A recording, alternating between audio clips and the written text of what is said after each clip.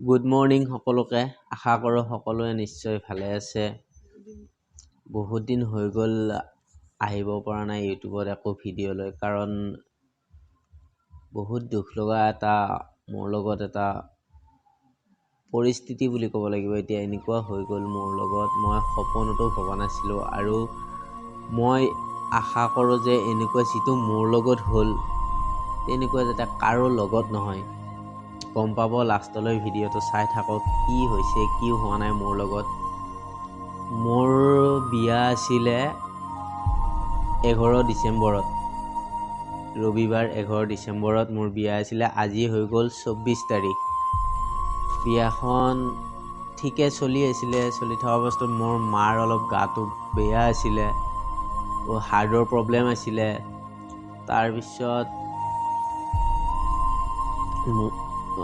মোৰ মাৰ দুপৰীয়া 3টামান বজাত নাজানো কি হৈ গ'ল, মাৰ মৃত্যু হৈ গ'ল। মোৰ বিয়াৰ দিনা দুপৰীয়া 3টা বজাত মোৰ মাৰ মৃত্যু হৈ গ'ল। মই আছিলোঁ বাহিৰত, মা আছিলে ঘৰৰ ভিতৰত শুই, মাৰ লগত মোৰ বাহঁত আছিলে। সিহঁতে যেতিয়া কান্দিবলৈ ধৰিলে তেতিয়া মই ভাবিলোঁ কি হৈ গ'ল, একো গম নাপালোঁ। তাৰপিছত দৌৰ মাৰি ঘৰৰ ভিতৰত গ'লোঁ। ঘৰৰ ভিতৰত গৈ কিনে দেখিলোঁ মোৰ মা আৰু নাই। কি বিয়া কি হৈ গ'ল, ক'ৰ পৰা কি হৈ গ'ল, মই এতিয়াও যদি ভাবোঁ মোৰ এতিয়াও চকু পানী ওলায়। ভাবিবই নোৱাৰোঁ যে এতিয়াও মোৰ এনেকুৱা লগা নাই যে মোৰ মা নাই। এতিয়াও এনেকুৱাই লাগি আছে যে মোৰ মা আছে, মোৰ লগতে আছে। মোৰ অনুভৱ নহয় যে মোৰ মাৰ মৃত্যু হৈ গ'ল, মা গুচি গ'ল এৰি আমাৰ। এনেকুৱা সেইদিনা পৰিস্থিতি হৈ পৰিছিল। মোৰ দেউতা, মোৰ বাহঁত, 3জনী বা আছে, বাহঁত মোৰ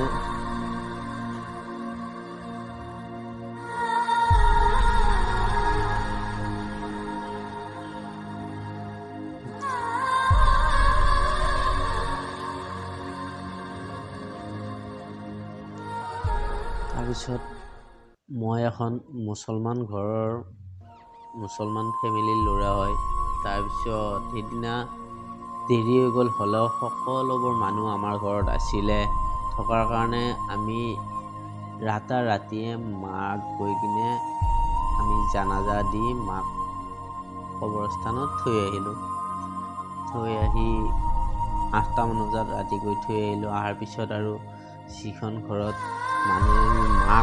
মোৰ বিয়া, মোৰ মাৰ মৃত্যু, তাৰপিছতো বিয়া সম্ভৱ নহয়। তাৰপিছত পাৰ হৈ বিয়াটো তেনেকৈ গুচি গ'ল। কি হ'ল কি নহ'ল একো গম নাপাওঁ। তাৰপিছত মোৰ ৱাইফৰ ঘৰত মোৰ কি হৈছিলে মই সেইটোও গম নাপাওঁ। মোৰ মূৰটোৱে একেবাৰে কাম নকৰা হৈ গৈছিলে। মই একো ক'ব পৰা নাছিলোঁ মোৰ লগত এতিয়া কি হৈ আছে কি হোৱা নাই। তাৰপিছত তেনেকৈ মোক বাহঁত আছিলে মোৰ লগত, মোৰ দেউতা আহিছিলে, ইহঁতে মোক ধুনীয়াকৈ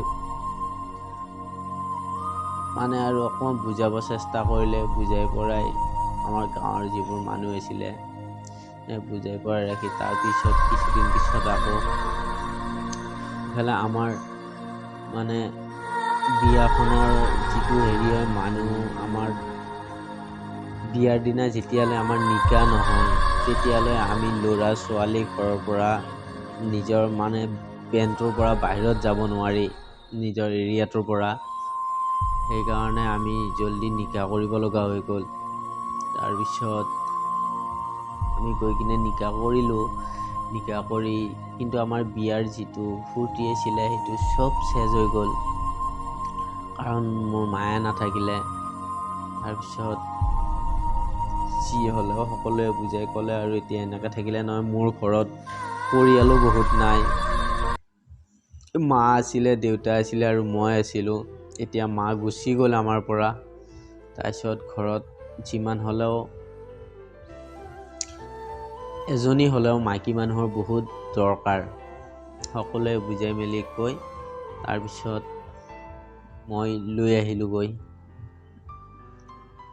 এইজনীয়ে হ'ল মোৰ ৱাইফ, যিজনীৰ লগত মানে মোৰ ইমানখিনি হৈ আছিলে। আপোনালোকে আগৰ ভিডিঅ'ত দেখা পাইছে মোৰ লগত আমি ফুৰিব যাওঁ মাজে মাজে ক'ৰবাত, কিন্তু আমি যেনেকৈ আমাৰ বিয়াখন পাতিম বুলি ভাবিছিলোঁ আমি তেনেকৈ বিয়াখন পাতিব নোৱাৰিলোঁ। যেনেকৈ হ'লেও আমি উপায় নাই আৰু কি কৰিব, চব ওপৰৱালাৰ হাতত। চাগে মোৰ বিয়াৰ দিনা মোৰ মাৰ মৃত্যু লিখিছিলে, সেইকাৰণে মোৰ মাৰ মৃত্যু হৈ গ'ল। আকৌ এতিয়া লাহে লাহে মই ভিডিঅ' আকৌ বনাব চেষ্টা কৰিম, আকৌ ভিডিঅ' বনাই যাম। এইকেইদিন ঘৰৰ পৰাও ওলাব পৰা নাই। আজি ইহঁতৰ মানে মোৰ শাহু শহুৰ আহিব, আজি মাতিছিলোঁ আমি আমাৰ ঘৰত তেওঁলোকক, আজি আহিব।